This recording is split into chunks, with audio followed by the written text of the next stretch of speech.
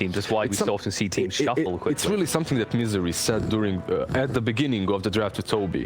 He's like, we're gonna have a game. At the end, I don't think they put up a game. Like you said, they didn't have a fighting chance. They never put up the game because if you remember OG versus Secret and why we loved that series so much is because both of these teams are playing to their strengths and they're trying to win according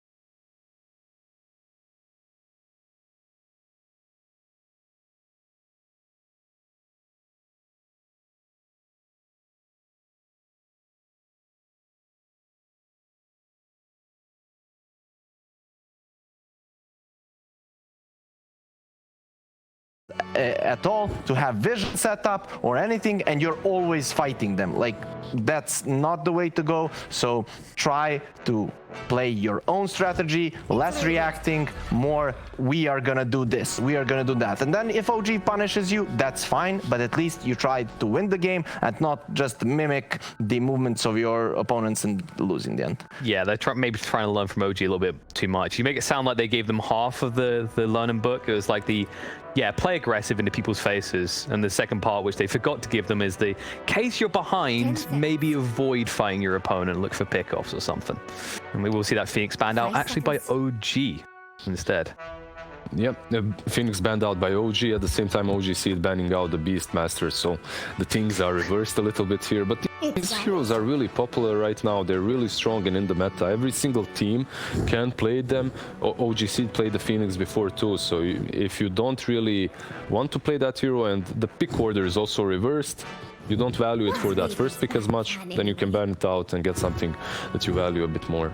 In this series, I really wanted to see if we're going to see some strange bans, if they have screamed against each other, but I guess it's nothing out of the ordinary. So in this meta, even the teams that probably know each other better than the others are actually favoring the same types of bans. That's something a little bit weirder, right? The Dragonite in the first stage.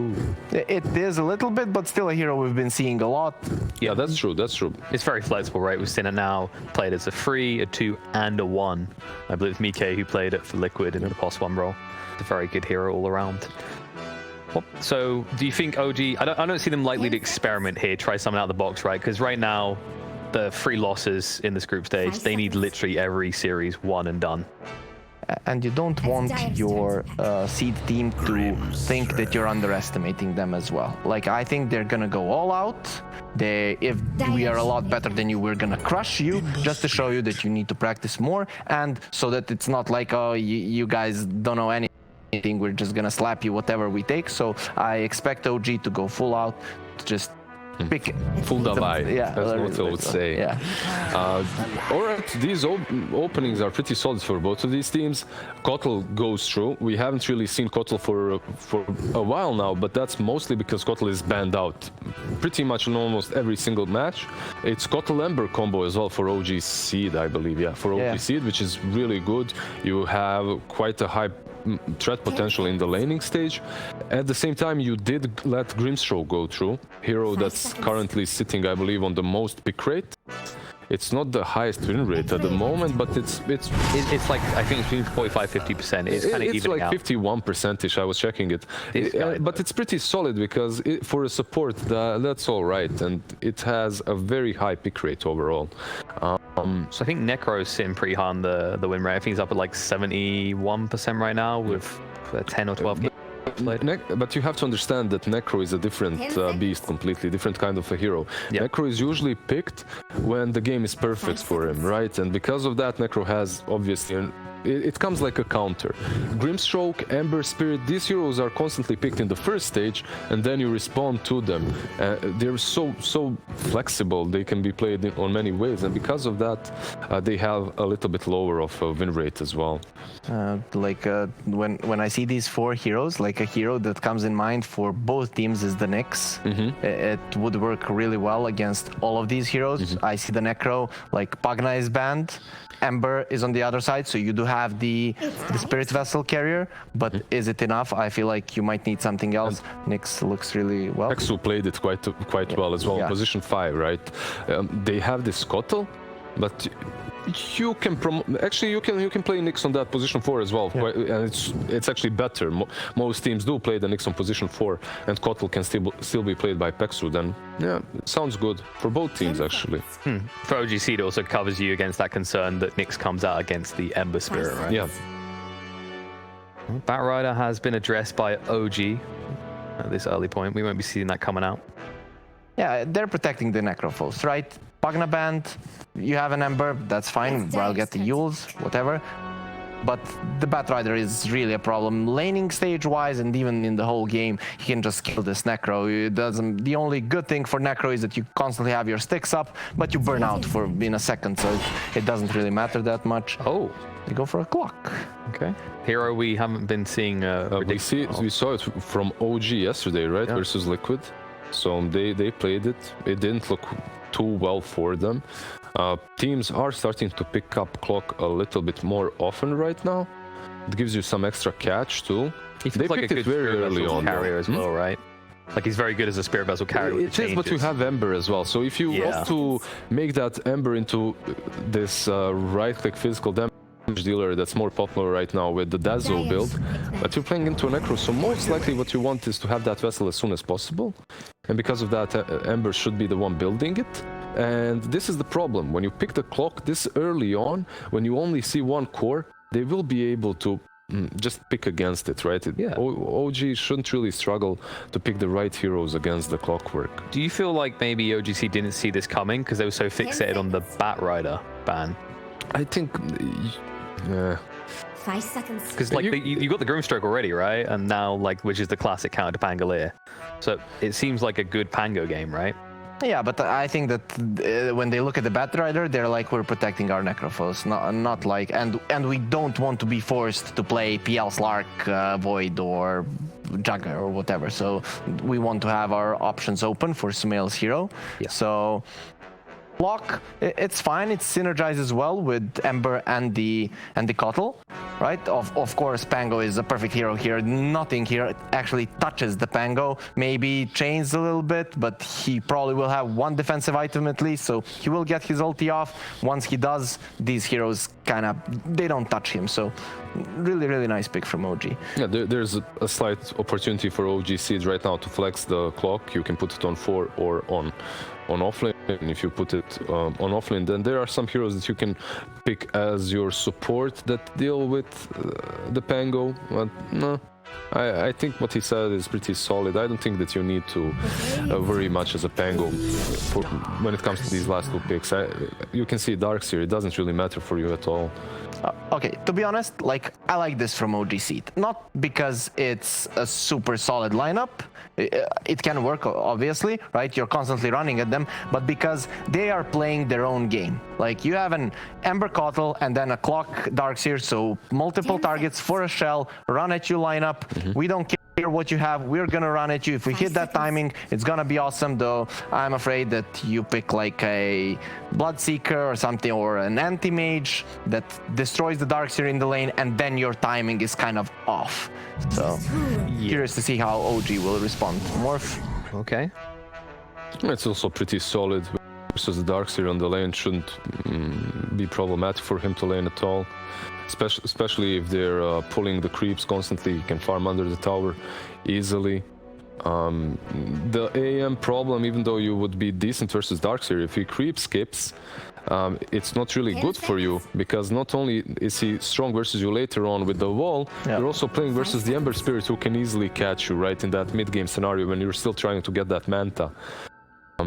I like the Morphling. It gives them a solid overall win condition, but it looks like OG.Seed are definitely stepping up the tempo. Like right now, when you see these heroes, like Nicola has said, they're going to have to be very aggressive after the laning stage. Not necessarily have to be, but these heroes do excel. They thrive on it. Yeah, they thrive from that. When you get that double shield on the Ember Spirit, constantly running in with that surge, it looks pretty solid.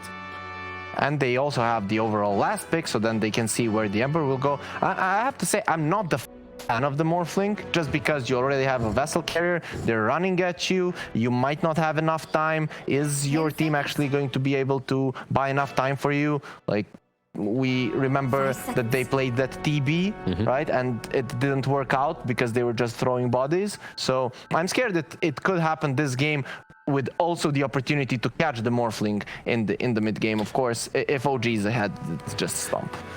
One really good thing about the Morphling at the same time is that the Necro counters a lot of heroes that are decent versus Morph right now that they could pick, right? And when you're thinking about it, mostly right now in this meta, what you want to have on your position 1 versus the Morphling is a Scuddy carrier, right? Because of that minus HP reduction, region reduction. And then if you pick something like a Slark, it's not really that good versus Necro, because you always struggle on your, ulti timings. You can't drop below 50%, he messes you up like that, and it can be a bit complicated. I wouldn't mind seeing it for Madara though. Something that also comes to my mind that we have seen recently have success versus Morphling is PL. Right, with that Scuddy, if you get it early on, let's say Ember gets a Vessel, you get a Scuddy early on, if it's possible, obviously, suddenly these heroes are absolutely not damaging you. Yeah. It's a long shot though, you have to have a pretty decent laning stage.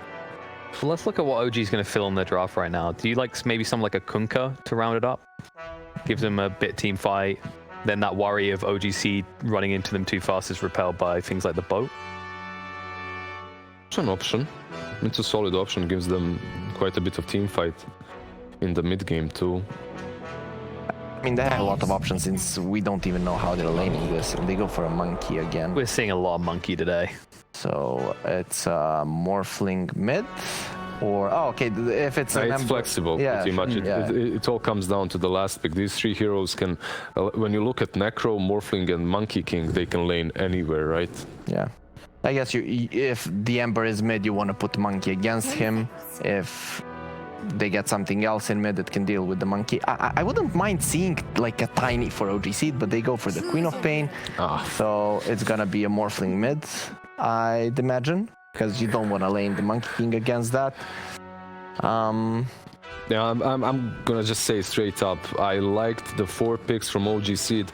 I'm not really the fan of how they rounded this draft up. They don't really have a hero that takes any objectives. It became even more difficult with the latest patch. Now you're pretty much, all 5 of your heroes don't hit objectives, don't hit towers. Darkseer perhaps can go for that utility build with Helm of Dominator early on to help you in that way, but it looks like you're playing this super high tempo lineup that has absolutely no real carry that's going to carry you later on in the game. We have seen some teams have success with it, like Viking GG with that co-op mid, or perhaps even VP in that series versus OG, in which they would have these 2 semi-carries. My question is, will OG.Seed actually be able to execute a lineup that's aggressive as this one? That's the main problem, but to be honest, I'm happy with what they picked, because they can just go for kills, they can run at them. If they actually find the timings when the siege creeps are up and get the early towers, I could see them winning. Still gonna go for OG because because they just seem like the better team. But if OG.Seed is winning some game, it's gonna be this one, because it's a run at you. We know what we're gonna do, and there's not much to think when you look at this draft. Oh, that's what our panel thinks. We'll have to see if OG.Seed can actually fight back, or if OG are just going to pummel the ground and leave them beaten behind as they begin the attempt at making it out of the group stage and into the playoffs. We'll throw it across to Toby Misery now. Let's see if we can get a third game out of this, or if it's just going to be a 2-0.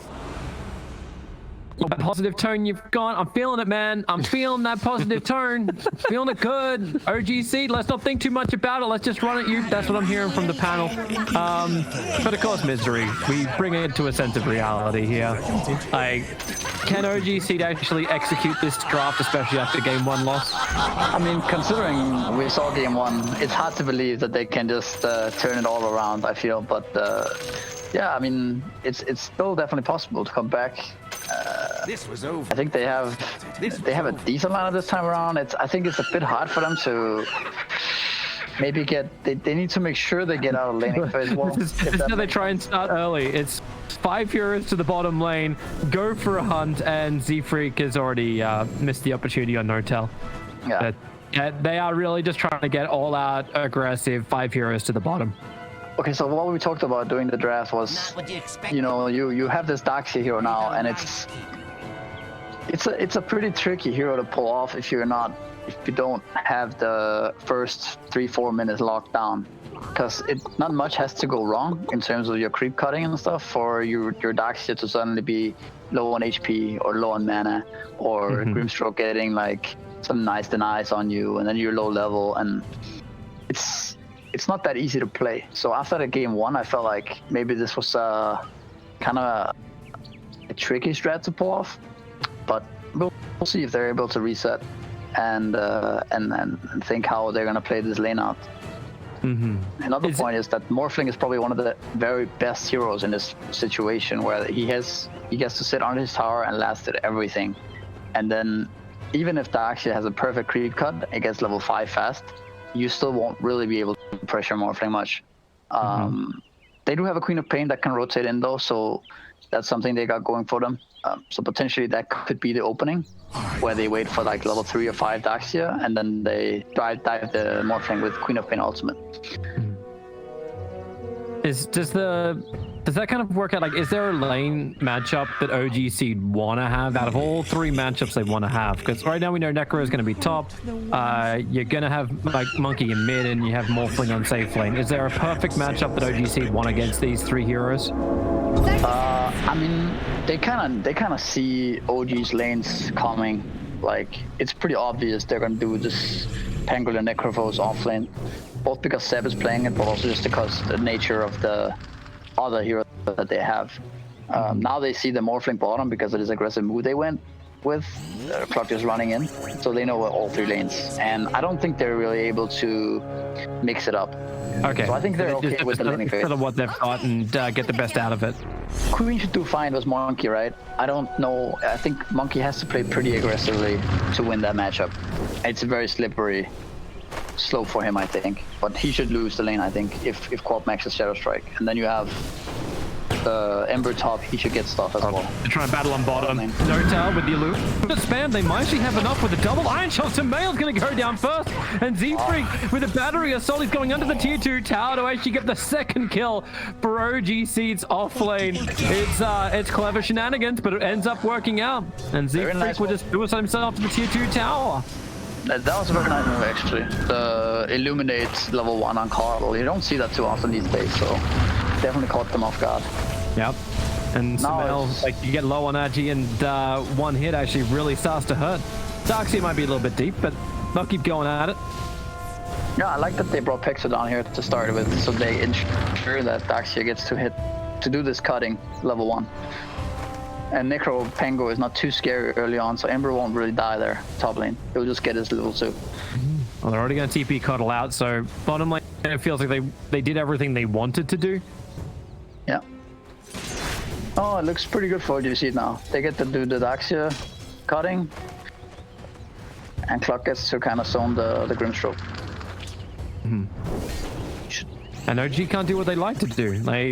Whenever they plant this observer ward like they have up on the top lane, just between the tier 1 and the tier 2 tower, like, they contest pulls like this from the Keeper of the Light. Instead, they battle a little bit into Madara, they do their own pulls, and they drag the wave back, but they're not killing couriers, they're not killing heroes. Yeah. They're not able to do what OG want to do, and Zube is able to get a 2.5 wave pull burnt down. Like, this is the dream for a Darkseer. This is level 3. Yeah, this is the dream for sure. I really like what OG.Seed did this game. Like, they look much more prepared for this game than game 1. Maybe the first game was just like first game of the day type of thing. They just need to kickstart. So have a Kickstarter project. Will you please invest? Top lane. That's a big hit. That's a huge hit. Level 1 Illumina just takes off so much life from both Seb as well as Suxa. Say his name correctly, please. While on bottom lane, stun out from Notel. Sumail wants to keep fighting into the battery assault and the Iron Shell. Z-Freak has to play the Fog of War. He turns back around, realizing he's going to get hit anyway. Suxa dies up on the top lane, so there was a bit of a trade-off. Maybe now Zibe's a little bit too deep. Let's see. Leave 1 Iron Shell behind. Sumail's trying to get the denies so it doesn't do as much. It's soaring before. With soaring, that's nice. He got a flask, Z-Freak. So the cutting can continue. If Radiant's bottom tower, better hurry. Likewise. And So Clock really wants to get level 2 right now, I think, so he can at least threaten the kill onto this Grimstroke a bit more with the cogs. I think he should take the XP from this wave here. oh, jumping again. Hexu. Oh wait, no, never mind. He's gonna be okay. Thought it felt a little bit more pressuring, then you got to realize this isn't a 3-position Pango.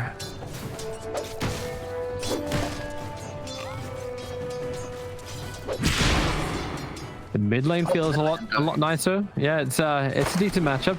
20 to 5 versus 15 to 1. So a bit of an advantage going the way of mid one. Yeah, mid one on still do really well. I saw him play EU Pops yesterday too, so he's really getting used to it. The ping. Yeah, this is how like the old Natural 9 used to play, right? Like you just get used to it. You draft heroes that function well for you, and obviously this isn't really the case with the Monkey King, but at least you just get used to the delay.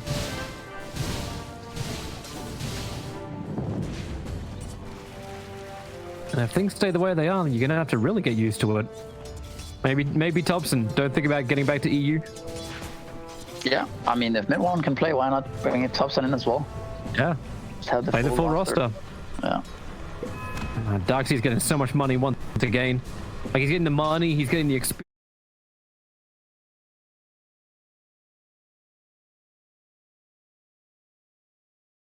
And no one's gonna get that. Oh wait, right now. value, bottle rune of Chesty. Yeah. And Nutel's like, well, do I deny? Wait, He denied it. Yeah. he denied it. Chesty was sitting on top of it. He didn't pick it up in time. He didn't know there was a Grimstroke there randomly. Oh god. Septo ended up dying. Yeah, battling out for the rune, and sucks that maybe he's able to pick up that second. But Z-Freak, he does the race, but it is Sucks' rune. But he'll lose his life, maybe to the neutrals. One more attack will do it, but Z-Freak's got the attack. Mid one rotated over, and Pexu now no blinding light skilled up, so he can't just push back mid one. But that's what cogs are for. Looking good. Notel got some really nice vision out from that though. CB is maybe in trouble here. Nah. Another jump forward. Wait, Mid yeah, one, where though. is... Mid one is gonna go down here maybe. That looks like a banana ready to be peeled. Monkey King. Sonic Wave! 17 HP and one more attack. Putting the Observer Wall down, making sure they can see. In fact, the ping came out thinking the Observer Wall was just north of the ramp that Chessie walked up. And now Chessie also gets a regen rune for the 6 minute into his bottle. And that's happy days.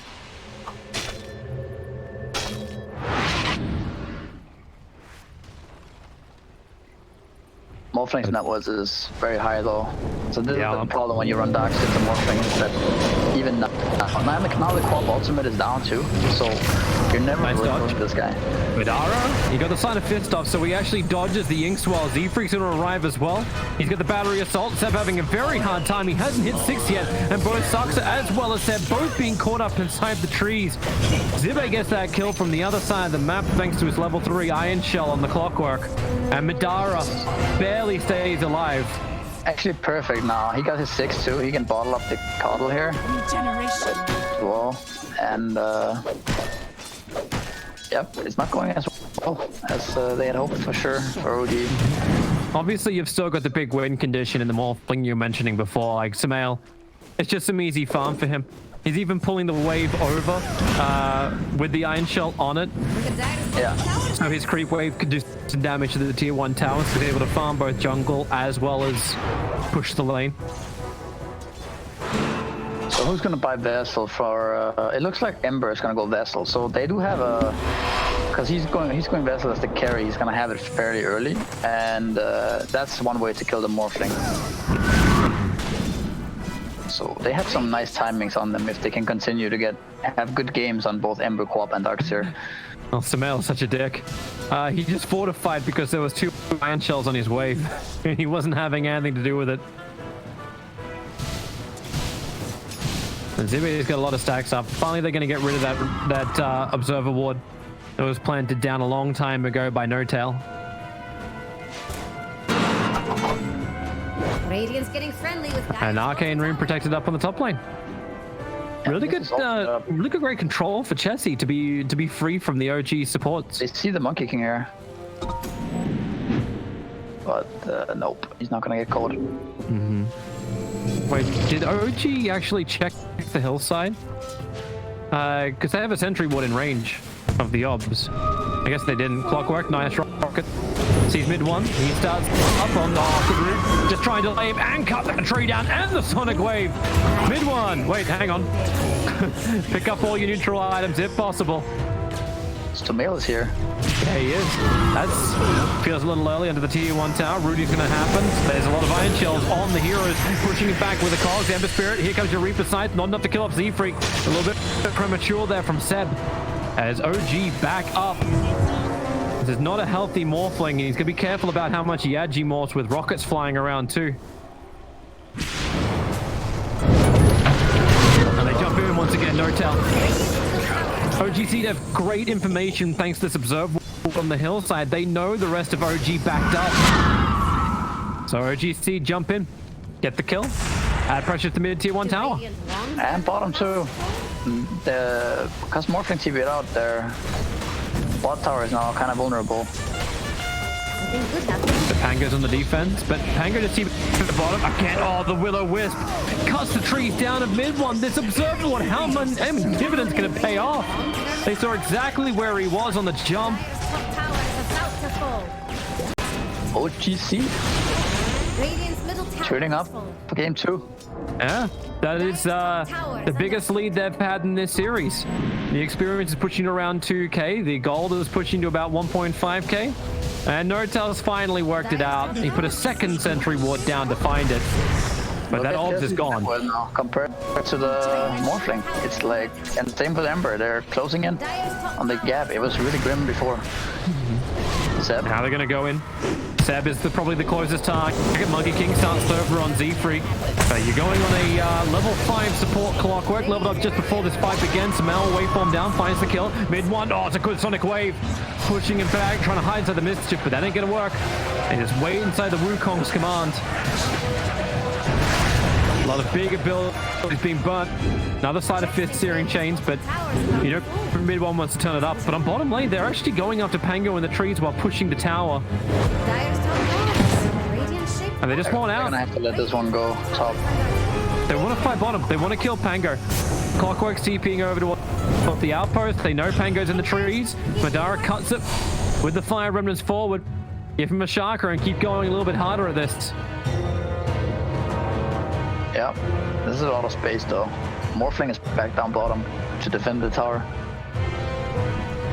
Is he strong enough to still fight? Yeah, this is maybe a little questionable, but it looks like that's creating just enough space that Morphling can clean up the wave. And you're gonna get damage into the tower on top. They should know that Morphling has no TV. He TV'd in here, so so Bale's maybe in trouble here. Well, there's a cog burn. They're trying to take off his mana. He's got 12 one charges available. The strength morph begins from Samel. The Clockwork Rocket, nice from Z-Freak. So they see Samel go into the trees and even create an illusion of him with the Darkseer wall being leveled up. And he's rooted and caught in the tree line. Samel will go down. Wow. Balance in all things. He did not even want to attempt to TV there. Probably the right call. If Chain starts TVing in there, you might just feed relentlessly. But that's the top net with Hero dying there, and they're gonna get the tower. Tower just fall? Don't answer that. How does it look for Vessel? It's halfway or a bit more than halfway done. That's like... And Queen looks to be going Orchid here. Really making sure they get the lockdown against OG. Another great rocket from Z-Freak. Hook shots available. He goes all the way in onto Zuxa. But a good, easy swashbuckle outside the cogs. No tower will arrive. He's just taking the burn from the cogs. It's fine. No more matter where that came from, I guess.